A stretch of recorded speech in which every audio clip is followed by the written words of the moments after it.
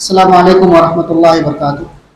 الحمدللہ رب العالمین والعاقبۃ للمتقین، اشہد ان لا الہ الا اللہ واشہد ان محمدا عبدہ ورسولہ، اما بعد، عن سہل بن سعد رضی اللہ عنہ ان رسول اللہ صلی اللہ علیہ وسلم قال لا يزال الناس بخیر ما عجلوا الفطر، رواہ البخاری ومسلم۔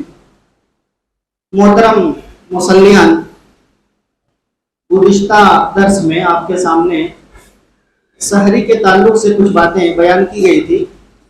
آج اسی سے جڑا ہوا ایک موضوع ہے افطاری کرنا۔ اس کے تعلق سے چند حدیثیں آپ کے سامنے پیش کر کے کچھ فوائد پوائنٹ ٹو پوائنٹ بیان کر کے اپنی بات کو ختم کروں گا۔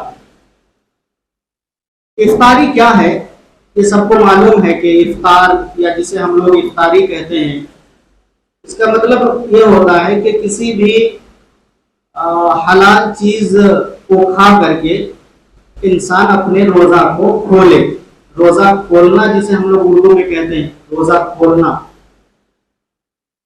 اللہ کے رسول صلی اللہ علیہ وسلم سے یہ بات ثابت ہے کہ اللہ کے رسول صلی اللہ علیہ وسلم جب روزہ کھولتے یا افطار کرتے تو یہ دعا پڑھتے، ذهب الظمأ وابتلت العروق وثبت الاجر انشاءاللہ۔ ذهب الظمأ وابتلت العروق وثبت الاجر انشاءاللہ۔ اور اس سے پہلے ہر انسان کو جو کھانے پینے کی دعا ہے بسم اللہ کہہ لینا چاہیے، یعنی بسم اللہ کہے اور بسم اللہ کہنے کے بعد اس دعا کو انسان پڑھ لے، ذهب الظمأ وابتلت العروق۔ اس کے علاوہ میرے علم کے مطابق کوئی بھی دعا ثابت نہیں ہے، اس کے علاوہ کوئی بھی دعا ثابت نہیں ہے۔ مثلا اللہم لک صمت وعلی رزقک افطرت وغیرہ جو بھی دعائیں کی جاتی ہیں وہ دعائیں صحیح حدیث سے ثابت نہیں ہے، اس لیے اس دعا کا اہتمام کرنا چاہیے۔ افطاری کا وقت کیا ہے یا افطار کا وقت کیا ہے؟ اس سلسلے میں اللہ کے رسول صلی اللہ علیہ وسلم کی بخاری اور مسلم کی ایک حدیث ہے۔ آپ صلی اللہ علیہ وسلم فرماتے ہیں اذا اقبل اللیل من ہاہنا وادبر النہار من ہاہنا وغربت الشمس فقد افطر الصائم۔ جب رات یہاں سے آ جائے اور دن چلا جائے اور سورج غروب ہو جائے، فقد افطر الصائم، تو وہ روزہ کھولنے کا وقت ہے یا افطار کا وقت ہے، یا اس وقت روزہ دار آدمی افطار کرے۔ اس حدیث سے یہ معلوم ہوا کہ غروب آفتاب، سورج کا ڈوب جانا، سورج کا ڈوب جانے کا مطلب یہ نہیں کہ سورج کا نہ دکھائی دینا، نہ دکھائی دینے کی بات نہیں کر رہا ہوں، سورج کا غروب ہو جانا۔ نہ دکھائی دینا کبھی ہو سکتا ہے، بادل کی وجہ سے ہو سکتا ہے، لیکن ڈوب جانے کا مطلب یہ ہے کہ اس کے بعد رات آنے والی ہے، اس کے بعد رات آنے والی ہے۔ تو غروب آفتاب ہی یہ وقت ہے روزہ افطار کرنے کا۔ اور اللہ کے رسول صلی اللہ علیہ وسلم سے یہ حدیث ثابت ہے بخاری اور مسلم میں کہ اللہ کے رسول صلی اللہ علیہ وسلم نے کہا لا یزال الناس بخیر ما عجلوا الفطر، کہ لوگ اس وقت تک بھلائی میں رہیں گے، بخیر یہ نکرہ ہے، پڑھے لکھے لوگ جانتے ہیں، یعنی ہر قسم کی بھلائی میں لوگ رہیں گے جب تک کہ وہ لوگ افطار میں جلدی کریں گے۔ افطار میں جلدی کرنے کا مطلب یہ ہے کہ جس وقت سورج غروب ہو جائے فوراً ایک انسان کو، ایک روزے دار کو افطار کر لینا ہے۔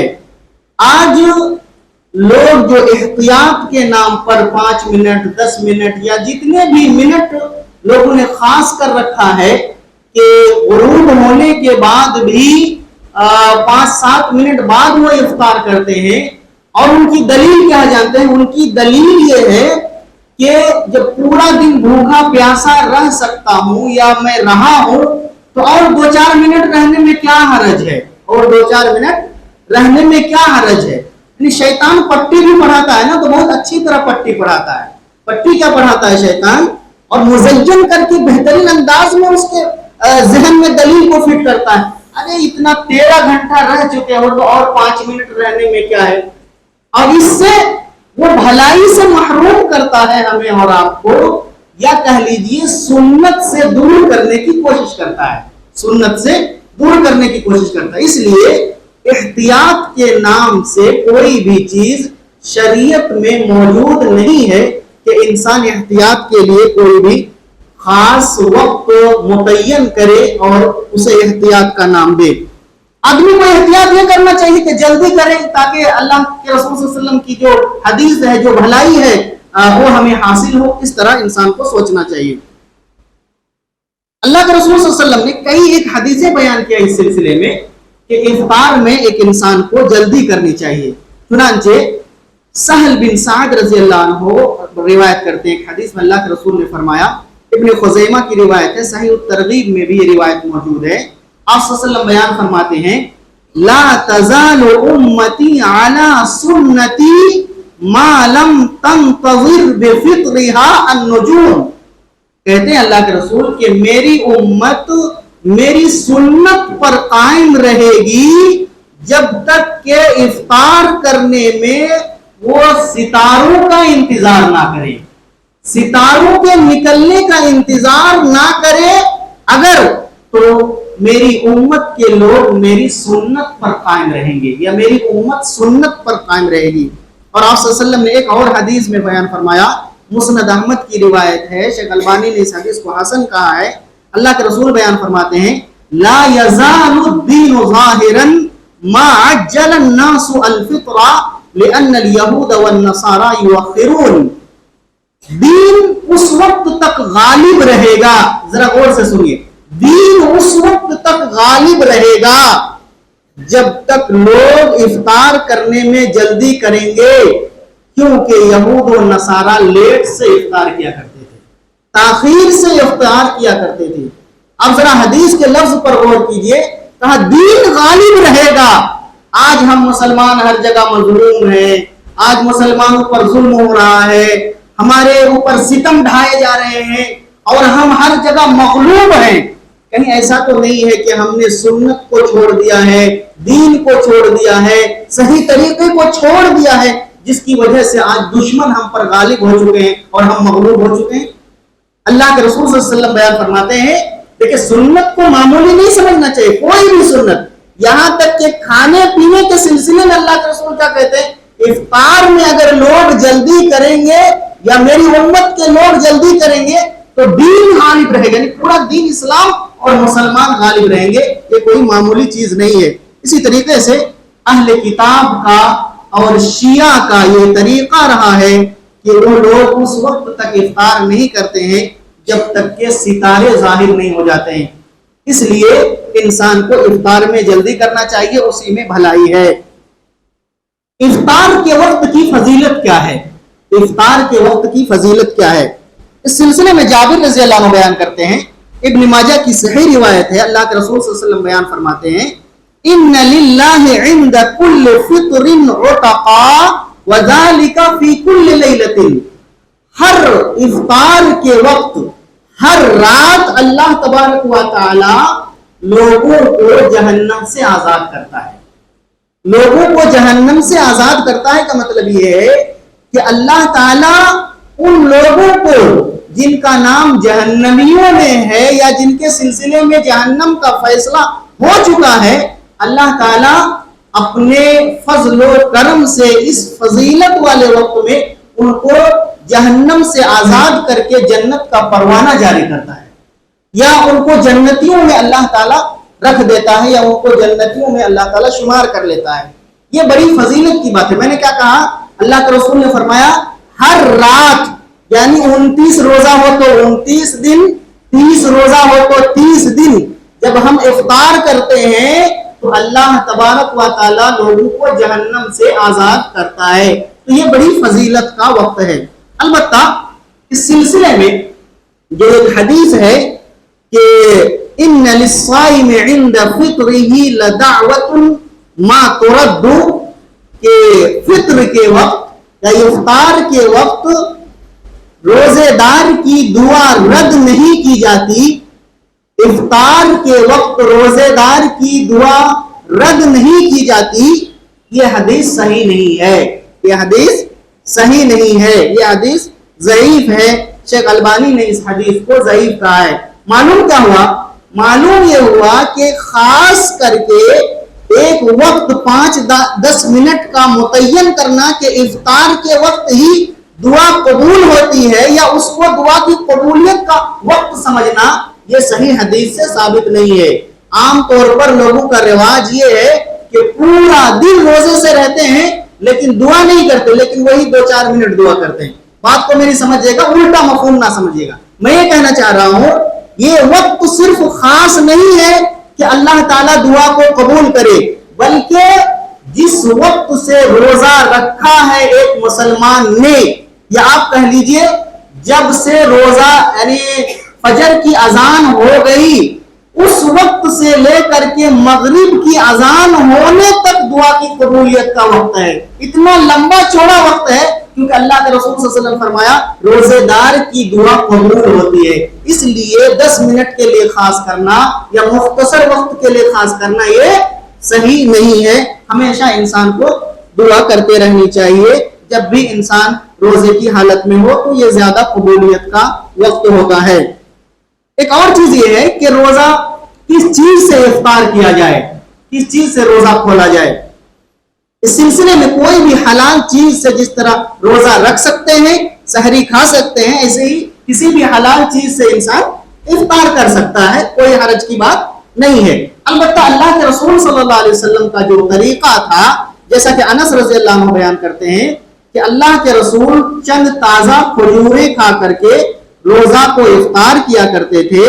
اگر کھجوریں نہ ہوتی تو آپ کچھ گھونٹ پانی پی کر کے روزہ افطار کیا کرتے تھے۔ اللہ کے رسول کا طریقہ کیا تھا؟ کھجور، تازہ کھجوریں لے کر کے افطار کرتے تھے۔ تازہ کھجوریں اگر نہیں ملی تو آپ چند گھونٹ پانی پہلے پیتے تھے، اس کے بعد دوسری چیزیں کھایا کرتے تھے۔ البتہ ایک جو حدیث ہے جس میں اس چیز کو قولی اعتبار سے پیش کیا گیا ہے کہ نبی نے ایسا کہا ہے کہ کھجور سے افطار کرو، کھجور نہ ملے تو پانی پی کر کے افطار کرو، وہ حدیث صحیح نہیں ہے، وہ حدیث صحیح نہیں ہے۔ معلوم کیا ہوا؟ نبی کے فعل سے یہ چیز ثابت ہے، نبی کے قول سے یہ چیز ثابت نہیں ہے، لیکن وہ بھی سنت ہے کیونکہ نبی صلی اللہ علیہ وسلم نے کیا ہے۔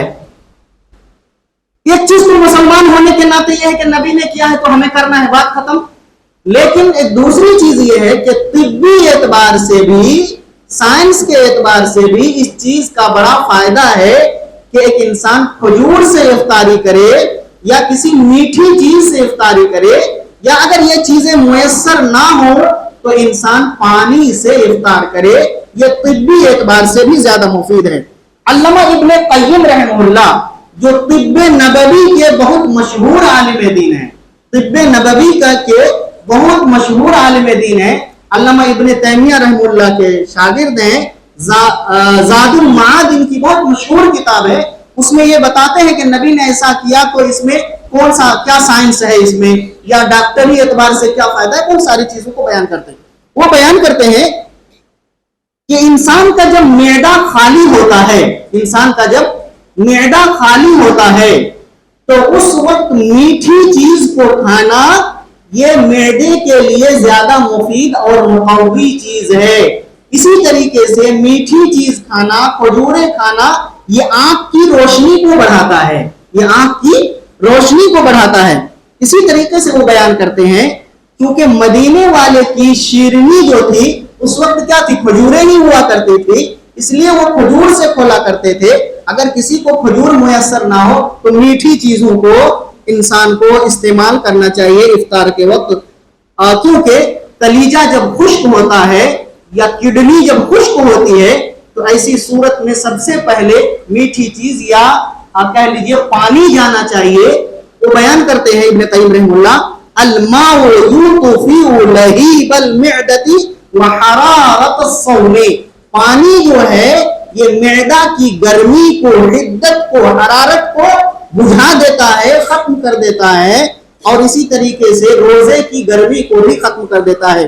تو ہمیں ان چیزوں کا استعمال کرنا چاہیے، زیادہ چٹخدار، نمکین اور تلی ہوئی چیزیں، فرائی کی ہوئی چیزیں، ایسی چیزوں کے استعمال سے ایک انسان کو پرہیز کرنا چاہیے. اس میں زیادہ فائدہ، حرام حلال کی بات نہیں، اس میں زیادہ ایک انسان کو فائدہ ہے. دکتور عادل استشاری ایک سعودی ڈاکٹر ہیں، پچھلے سال انہوں نے ایک رپورٹ شائع کیا تھا. اس میں انہوں نے کہا تھا کہ لوگوں جب تم افطار کرو تو زیادہ سے زیادہ پانی پینے کی کوشش کرو. افطار سے لے کر کے سحری تک زیادہ سے زیادہ پانی پینے کی کوشش کرو. انہوں نے کہا کہ کئی کیسز میرے پاس آئے ہیں، کئی ایسے مریض میرے پاس آئے ہیں جنہوں نے یا تو پیپسی یا تو مشروبات یا بہت ساری جو ڈرنک ہے یہ ساری چیزیں پی کر کے ان لوگوں نے روزے کو افطار کیا تھا، جس کی وجہ سے ان کی کڈنی فیل ہو گئی، گردہ خراب ہو گیا. تو ان چیزوں کا ہمیں اہتمام کرنا چاہیے. اور بھی کئی چیزیں ہیں جس کو بیان کیا جا سکتا ہے. نقطے کے طور پر خلاصہ کلام یہ ہے کہ ہمیں اور آپ کو افطار کرتے وقت جو صحیح طریقہ ہے اس طریقے سے افطار کرنا چاہیے. دعا کر لینا چاہیے سب سے پہلے، نبی نے کن چیزوں سے افطار کیا اس کا اہتمام کرنا چاہیے، اور اسی طریقے سے افطار میں جلدی کرنی چاہیے. اور افطار میں جلدی کرنے کے بہت سارے فائدے ہیں کہ امت بھلائی میں رہے گی، دین غالب رہے گا. اسی طریقے سے یہود و نصارہ کی مخالفت ہوگی. اور اسی طریقے سے یہ بھی ہمیں اور آپ کو معلوم ہونا چاہیے کہ اوامر شرعیہ جو ہیں، یعنی جو شرعی احکام ہے یا مسنون چیزیں ہیں، انہی چیزوں کی پیروی میں ہمارے اور آپ کے لیے بھلائی ہے. انہی چیزوں کی پیروی میں ہمارے اور آپ کے لیے بھلائی ہے. خواہ مخواہ اپنی طرف سے خانہ ساز شریعت یا خانہ ساز چیزیں لا کر کے ایک انسان کہے کہ چلو ایسا کرو تو ٹھیک ہے، اتنا لمبا ہو گیا اور تھوڑا رک لیتے ہیں، یہ ساری چیزیں بہرحال شیطانی وسوسے ہیں جو شیطان ڈالتا ہے اور سنت سے اور بھلائی سے دور کرنے کی کوشش کرتا ہے. اور ہم بھی ان کے دامے فریب میں پھنس جاتے ہیں، جس کی وجہ سے ہم بہت ساری چیزوں سے محروم ہو جاتے ہیں. اللہ تعالیٰ سے میری دعا ہے کہ پروردگارہ ہم تمام مسلمانوں کو سنت کے مطابق افطار کرنے کی توفیق عطا فرما، اور جو کچھ بھی بھلائی ہے ان بھلائیوں کو حاصل کرنے کی توفیق عطا فرما. اللہ جب تک زندہ رہیں ایمان اور اسلام پر زندہ رہیں، جب وفات ہو تو ایمان اور اسلام پر ہو. اقول قولی ھذا واستغفر اللہ لی ولکم ولسائر المسلمین. السلام علیکم.